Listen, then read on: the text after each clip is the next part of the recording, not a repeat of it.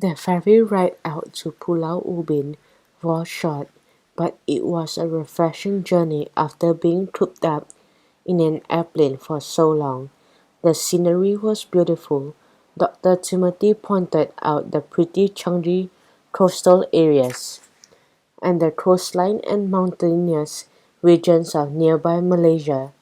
The tranquility was often interrupted by enormous jets flying overhead, but it all added to the excitement of the place. They were a world away from Australia Zoo, and it felt like an adventure was about to begin. The ferry terminal was a hive of activity. There was another bumboat already docked, and couriers leaped on and off three smaller boats, unloading boxes and various equipment onto the wharf. Dr. Timothy looked on, scratching his head in amazement. I cannot believe we are so close to opening. I've been working towards this for so many years. Terry smiled at her old friend. And we are thrilled to be here to watch it happen, Timothy. Timothy turned to the kids. Are you ready for the tour? You bet, they chorused. Timothy began to guide them towards the entrance gate, where workman was putting the finishing touches to the admission stairs. Okay then, I think we should start with the exhibition amphibians exhibit over. Timothy, come here, darling, interrupted a woman's shrill voice. Dr. Timothy visibly sagged at the sound. He pasted a smile on his face and turned to his desk. Ah, I must introduce you to our esteemed patron. Well, this must be the famous Irwin family. How nice of you to visit our little island, said the small woman with extremely large voice. She tottered over to them on her high heels. She wore an expensive-looking leather jacket and a skirt, and her sleek black hair was straight back in a tight bun. Terry, Bindi, Robert, may I introduce you to Mrs. Cynthia Yeo?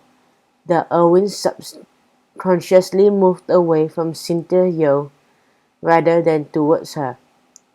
Good day, Mrs. Yeo. Bindi tried to be polite, but there was something a little ick about the woman. Terry put out her hand to shake Cynthia's, but Cynthia moved in and gave all three of them a hug. It was the most unwelcoming limb hug any of them had ever experienced. Her clothes were cold to the touch. It was almost like she was wearing. Ew, are you wearing snakeskin? Robert screwed up his face at the thought. Cynthia let out a high-pitched laugh. Of course I am, darling boy. If I can't wear snakeskin at a reptile park, where can I wear it? She laughed again.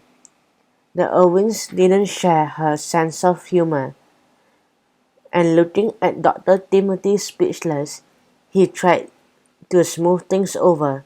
Cynthia has helped us raise funds and awareness for the reptile park, he explained. Her husband, Mr. Jack Yeo, is Minister of Planning and the Environment.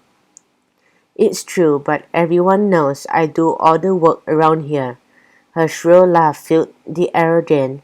Robert couldn't help himself. He pushed his hands over his ears.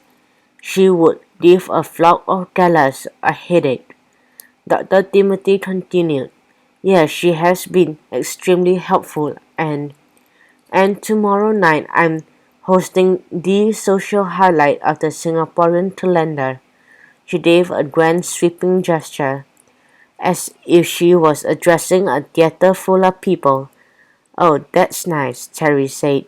She turned to Dr. Timothy to ask him to begin the tour of the grounds, but Cynthia interrupted once more.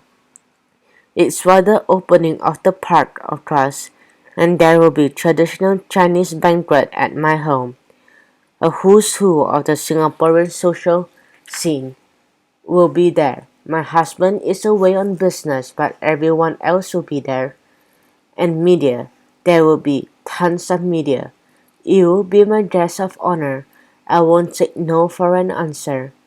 Her head swiveled around as she caught sight of a passing employee. Rupert, she screeched to him, get one of the boys to empty his boat. I need to get back to the mainland pronto.